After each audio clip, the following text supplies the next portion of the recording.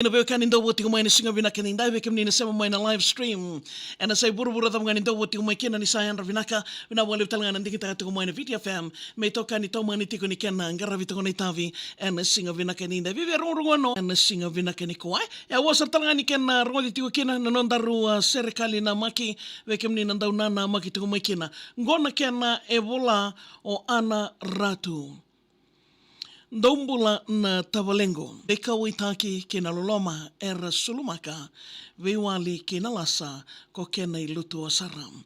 Ko susu katumbuda ki ngā mai no mokoro, sa rauta mo baka isulu nei tomo.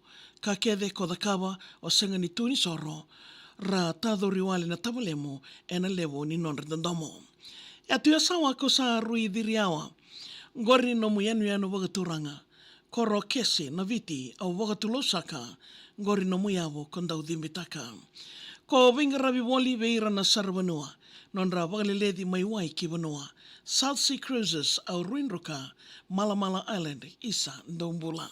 So koti sarayani na yatu ya sawa, no mo vinga rabi saru ingasa-ngasa. Lewo erandau vetu kunitaka, sarauta ni sa tokandonunga na yada.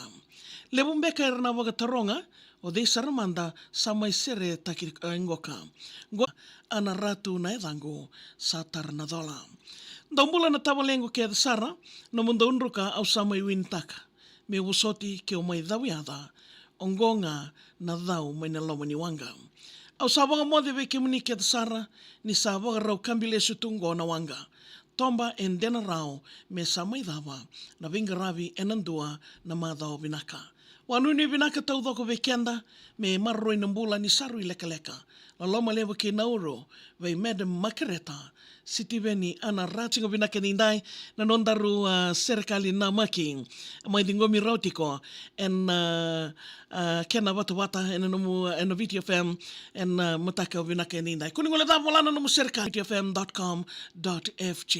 Gena na magitiko moniti kena warumbuka ena vima mani diwa na kena ndo mai wili kitiko kena ratalanga ni nangai ronda tiko en a Facebook page na VTFM na mataka vinaka